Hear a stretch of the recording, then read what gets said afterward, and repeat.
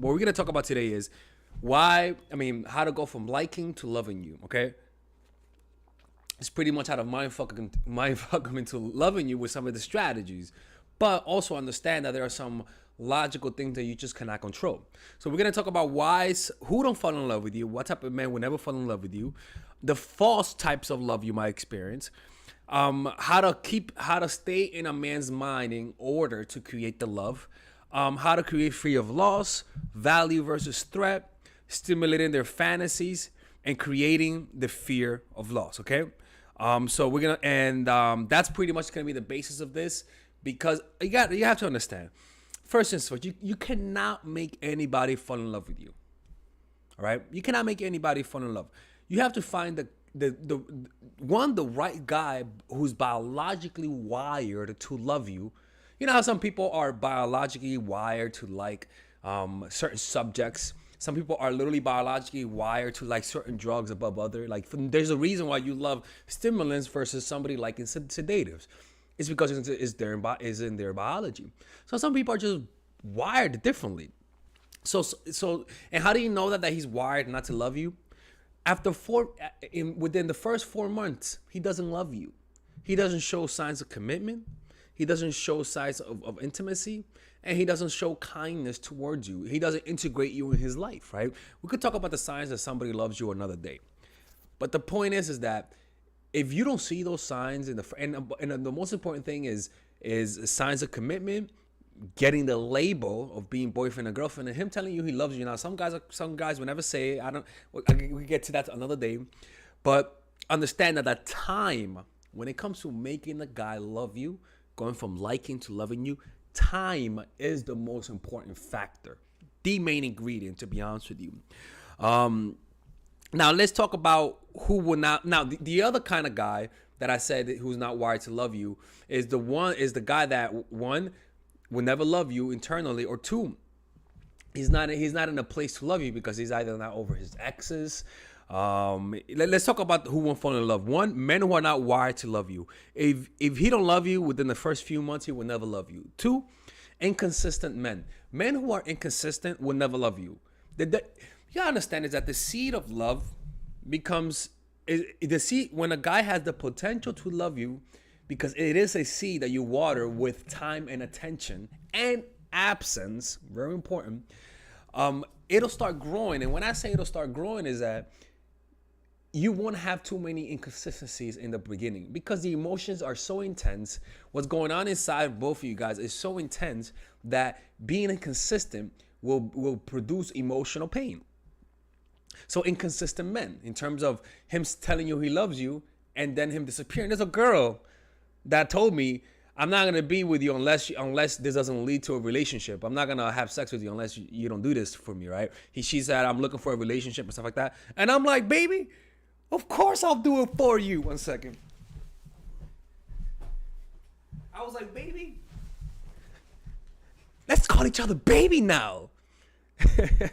You know, like she told me she wanted she wanted a relationship or else I won't be able to get the poom poom. And I was like, well then sure, baby. But I'm inconsistent with her. She's complaining to me why I don't respond to the text messages. She's complaining to me why I left her on red. And you know what I say? Oh, so girl, I'm working. I'm in school. I gotta make videos. Motherfucker, I got time to text her back. I just don't, because I really don't like her. That's what guys do when they don't love you, you know? That's evil. You're gonna hell. Shut up. Okay, don't tell me what to do. So that's one thing. And the second thing is that men who are not over their exes will never be able to love you unless you inflict a lot of pain on them. But the point is that if he's not over his ex, it's gonna be very difficult for him to love you. And sometimes he might fall in love, but if his ex comes back, the emotions he feels for you would transfer over to her, because that's an unfinished business. Now let's talk about the false loves. And it goes with this. The first type of false love is transference. Very similar to what we talked about. If someone reminds you of your dad, or someone fulfills a parental need, you will fall in love with them. If someone reminds you of an ex, especially an ex who left you, you will fall in love. You transfer the emotions from somebody who didn't fulfill you onto the person who you think could potentially fulfill that emotional void. You transfer those emotions, and that person had nothing to do with it. And usually you'll notice that they're transferring because they fall in love with you really fast. So fast love, people who fall in love with you quickly are not falling in love because of you. You're not that lovable. Nobody's that lovable. You would never find somebody who actually loves you fall in love with you within the first week or even the first date. It's rare, but I don't think so. Now, if you do encounter a guy who's falling in love with you fast, tell him to slow the fuck down, to slow his hot ass down and take a deep breath, because you need to get to know me first. It makes you look strong when you do that, right? So false love is projections, right? When a guy looks like your ex, when a guy reminds you of a certain celebrity, when a guy reminds you of somebody in your life that didn't fulfill you, when a guy also when you or the guy fall in love fast, that's not real love. Right. So, but again, I'm just giving you an introduction. We're going to talk about how to go from liking to loving, but I need to get this down first. The second way is through projections. If somebody's living your dark side, which you don't know about for the most part, you fall in love with them. If you feel like you're not worthy of a man, if you have low self-esteem and you meet a man who treats you like shit, you'll fall in love with him. If you feel like you have low self-esteem and you have a guy that treats you great, you'll find a way to self-sabotage and leave him. Right? So you have through projection. And that's why you have girls who are really nice girls, Christian girls, dating drug addicts or even dating drug dealers. Like good girls dating bad guys. Bad girls dating good guys, right? You know what I'm talking about? Like the fucking psycho, the cycle of the neighborhood always dates the hottest guys or even the highest value guys. I mean, the good guys, right? If you notice Maury, you have these guys who want to be the child, who want to be the father of the child. But consistently, those women don't want him to be the father. You see, like I see that especially in Maury. It's a show where when the guys want to be the father, the girl is a complete bitch and a complete narcissist to the guy, right? That's because they're attracting their dark side. That's not real love. That's just being toxic. The third way is through lust. A man's dick will make him think he loves you if he still hasn't had sex with you, right? So what you might confuse as love is really just his dick wanting to bang you. Guys intentionally deceiving you is the last type of false love, right? So you need to find a way to not just be a dose of dopamine, which is anticipation of reward, but also be a dose of serotonin, which is he feels like being with you will gain him more respect, and a dose of oxytocin, which is in physical touch, intimacy, being in the present moment, appreciating what your dopamine made you work for, right? So it's the physical aspect, the emotional, intimate aspect of loving somebody. Before you do that, you gotta get inside their minds. So how do you do that? You do that two ways, right? You do that through either becoming something of value or the best of both worlds, becoming a source of value and a source of threat. Like you could be losing you is a threat, right? You become a source of pleasure and pain. So the fear of loss, psychological fact, number one, is that fear is a bigger motivator than pleasure. Also, fear of loss raises the subject's value. If you want to raise something's value, make the person feel like they're about to lose it. Instantly raises value, even though there's nothing intrinsically different than before. In fact, this is the fear every man and woman feels when they feel jealousy, right? That fear. The fear of losing somebody is felt in the form of jealousy. You can only be jealous of a partner that you either like or love. Now, jealousy early on in the beginning is toxic, but it's normal to experience jealousy the more you get to know the person. That's the healthy route. Big changes in emotional state are always nothing to do without big, like instant, like I don't know you, but now I'm jealous of you. I want to guard you. That's not love. That's projections. That's a trauma coming through. The jealousy should come slowly over time and should not be possessive, right? Because a lot of women think that men who are really, really, really, really, really jealous are loving you. They don't really love you. They're just dealing with their own traumas. So he has to have that fear of loss, which is envy, right? I got to put this right here, actually. This is very important. And actually, the fear of loss is the critical factor. It's the number one most important factor. It is what, and it's what worked on me too. It's what will make a guy go from I like her to I love her. It truly is, especially if the seed of loving you is inside that guy. All right. If the seed of loving you is not inside that guy, it doesn't matter what you do. You gotta understand. You want to see love as an ember. You want to see love as a building full of paper. If you light one match in that building, the whole place will go on fire. Now, imagine that same match, but now you're in a building full of water. If you light up a match, everything will go nowhere, right? That match will die. So that the paper, the thing that's emberable, I think that's a phrase, right? That ignites into fire, is the potential or the seed of love inside of that man. If you apply the strategies to create fear of loss in that guy, it's like an ember. It'll just explode. But if you apply these strategies and it doesn't work, it's not that it didn't work. It's just that the seed of love is not inside of him, and this has nothing to do with you. Okay? So let's begin that. How do you become value versus threat? Most important thing is get people to focus on you. Get the guy to focus on you. You got to make sure that you are his number one thought. Okay? And this is what naturally happens when people fall in love. You want to be relevant to him. You give a reaction to things that you either perceive as being value or threat. And that reaction is an emotional reaction, right?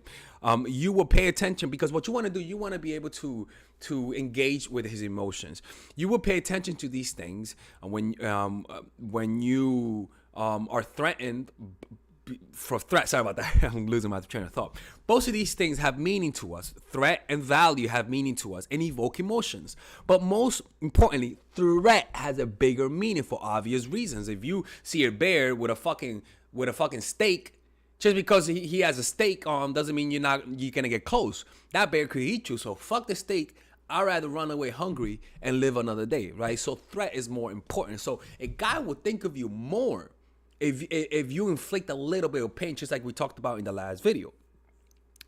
But most importantly, the most important one is to combine and become a source of threat and a source of value in the man's life. So how to make him imagine the value of being with you. And then I will talk about how to make him imagine the threat of losing you, because you need both things. The problem is a lot of women just focus on one. First of all, don't seem too perfect. Even if you're a high-achieving woman, let's just talk about this, right? Show some imperfections as a person. That's what humanizes you. If you are a woman who's very successful, you got to show some weakness. That's what's going to create the sympathy. So if you have a lot of money, act like you don't have a lot of money, or act like having too much money depresses you. You got to show some weakness. Don't be too perfect. Get what I'm trying to say? So if everything in your life is perfect, or you think you're coming across too perfect, have some imperfection. Spill a drink on yourself and say, oops, sorry, right? Some shit like that. Act like you're fall down, like when you're walking and you're looking too perfect, fall, right? And laugh about it, right? That kind of stuff elicits sympathy.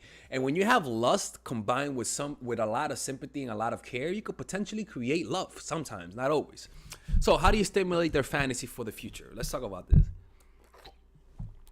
I remember a woman said this one compliment to me. And I distinctly remember that it went from I like her to I love her. And it was this. She said, she looked at me while we were after having sex. She was like, me and you will have good looking kids. And then she changed the topic. She didn't say that from a place of I want to have kids with you, because she was actually acting cold prior to it. She was actually inconsistent with me, right? So she was creating the threat of me losing her. But when she told me that, it's almost like it mends the feeling of me losing her to making me feel cocky that she's never going to leave. But her telling me that made me think about her having a kid with me, right? Maybe I even started imagining her having a kid with me, right? But remember, this is not going to work if the ember or the potential of love is not there, right? Remember, loving you means he's willing to invest resources in you and your family, right? So when he imagines having a kid with you through that subtle suggestion, it's pretty close to him loving you, because you will only think or even have that image in your mind if you love somebody. That's the only. So you can almost backward engineer the love through saying that comment. But you got to make sure that you don't have a history of being needy. You got to make sure that he thinks that you don't like that. You got to make sure that he thinks that he likes you more. Like that's the most important thing. All right, ladies and gentlemen, if you guys ever want to learn how to use your feminine energy to influence people, learn how to use your masculine energy to become more assertive, and also learn how to blend both energies to improve your dating life, your spiritual life, honestly, your relationship life, your family life, your career life, this is the course for you. If I had to make a course for my nieces, I have two nieces, one is 8, 19, and one is 14, 15. 16. Holy shit. Oh my God, he's a bad fucking uncle. He's a bad uncle. Get him. Shut up, Melissa. You should get this course, right? And this is the course that I will make for them. So, for example, watch the curriculum, right? In the first week, we're going to be showing you how to establish a strong masculine foundation without letting it hurt your feminine energy. This masculine foundation is a source of who you are, right? It's your bodyguard. Without this, whatever feminine energy you create will be destroyed by the outside, because your masculine is your shield. So we'll talk about goal setting. We'll talk about how to develop a serious attitude. We're going to be talking about how to use more logic, how to use more goal-oriented behavior. It's more how to be a man. Now the next one is how to embrace the feminine energy, right? This one will teach you about how to minimize excessive masculine traits, developing self-awareness, healing abundant feminine energy, regulating your emotion, mastering voice qualities and facial expressions, surrendering control, and allowing pain to be felt. This is honestly, this will supercharge, like Kaioken, your masculine energy. After that, we have femininity in the workplace and how to be feminine in the workplace without letting people take advantage of you, and the nuances of how women of power should behave versus women who are subordinates in the workplace, and even the dress code. This is based on psychology, people. It's kind of insane. I'm actually excited about this one. The next week, we talk about navigating the labyrinth of male and female friendship. And this, a lot of women find confusing, so we talk about that. And how to identify envious friends, how to identify the good friends, how to keep male friends, and how to keep female friends. Week 5, we talk about how to release the burden of the past and stop and destroy mental projections. This is actually really powerful. And then week 6, we talk about how to increase your observational power so that you can read people better. And we have a bunch of bonuses. The course starts at $99, and you guys can pre-order the course today at $69 before it goes out. If you're watching this, most likely I'm in the meditation retreat, so most likely I will be praying for all of you guys. And just click on the description down below of the video. Right there, you'll see it, and you can pre-order that course. It's gonna be out by the end of next month or the beginning of February of March. One of the two, people, because I have a 10-day retreat to do, and I want to finish the course after the retreat, because I think the ideas are gonna be so much better. All right, man. I'll see you guys later. Pre-order, man. I'm closing the channel.